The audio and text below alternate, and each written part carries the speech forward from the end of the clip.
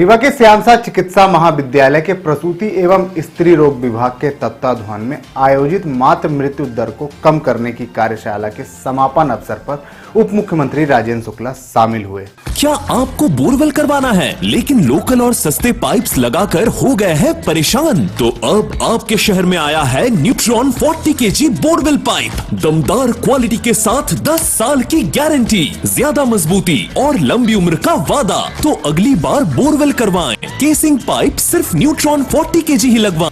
इस दौरान deputy CM ने सहभागिता एवं चिकित्सीय स्टाफ से मातृ मृत्यु दर को कम करने के लिए समर्पण भाव से कार्य करने का आह्वान किया। डिप्टी सीएम ने कहा कि राज्य सरकार के प्रयासों से मातृ स्वास्थ्य सेवाओं को मजबूत करने के लिए कार्य किए जा रहे हैं, जिससे मातृ मृत्यु दर 173 से घटकर 135 रह गई है। तो ये खानापूर्ति से फिर हम नेशनल एवरेज को प्राप्त नहीं कर पाएंगे। ये कैजुअल अप्रोच से कभी भी कोई काम नहीं हुआ है।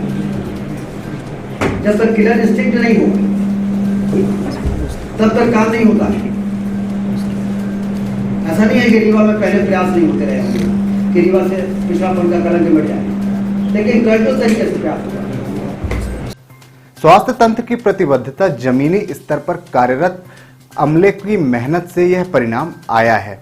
स्वास्थ्य केंद्रों में 100% गर्भवती महिलाओं के स्वास्थ्य परीक्षण और उनकी देखभाल से इसमें और सुधार लाया जा सकता है, जिससे और भी सकारात्मक परिणाम निश्चित रूप से आएंगे। मृत्यु दर को लेकर आज एक वर्कशॉप का आयोजन किया। क्या स्थिति है मध्य प्रदेश की? मध्य प्रदेश में पिछले 2.5 वर्षों में जो 1 लाख माताएं जो जिनकी बच्चा पैदा करती हैं, उसमें से 173 की मृत्यु हो जाती थी। जो प्रयास किए गए हैं विभिन्न स्तरों पे, उसके कारण अब ये 135 हो गई है।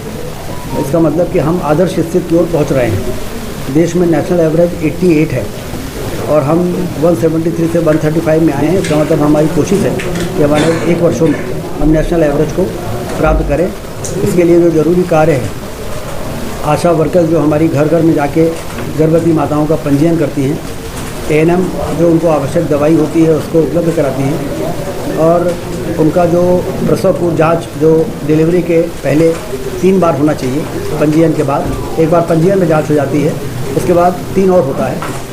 तो उसमें यदि ये समझ में आता है कि कोई अति जोखिम वाली गर्भवती माँ है, तो उसको फिर कम्युनिटी हेल्थ सेंटर में हर महीने की 9 और 25 तारीख को आशा वर्कर्स ले जाती है। जो आशा वर्कर उनको ले जाती है, उनको इंसेंटिव दिया जाता है। जो डॉक्टर वहाँ पे उनको देखता है, उनको भी इंसेंटिव दिया जाता है। तो इससे उनको समझ में आ जाता है कि इनको आयरन सुक्रोज की आवश्यकता है तो वो दे देते हैं। यदि उसमें बॉटल चढ़ाने की आवश्यकता है क्योंकि एनीमिक जो रहती है वही ज़्यादा हाई रिस्क पे जाती हैं, तो यदि वहाँ पर ब्लड उपलब्ध है तो ब्लड चढ़ाते हैं या उनको गाड़ी करके जिला अस्पताल में लाते हैं और वहाँ पर उनको ब्लड ट्रांसफ्यूजन किया जाता है। तो इस प्रकार से जो प्रयास हुए उसके कारण 173 से 135 मृत्यु दर पहुंच गई है, नीचे आ गई है, और इसको और तेज करने के प्रयास की ज़रूरत है। 100% गर्भवती माताओं का पंजीयन हो जाए, फिर 100% का एंटीनेटल चेकअप होता रहे, फिर हाई रिस्क प्रेग्नेंट जो लेडीज़ आइडेंटिफाई हों, चिन्हित हों, उनका 100% प्रधानमंत्री सुरक्षित मातृत्व योजना के अंतर्गत 9 और 25 तारीख को उस जिले की सभी कम्युनिटी हेल्थ सेंटर में उनको पहुँचाया जाए और उनको क्लोज वॉच रखा जाए, जिससे कि हम नेशनल एवरेज को अचीव करें और फिर और ज़्यादा हम बेहतर हो सकें।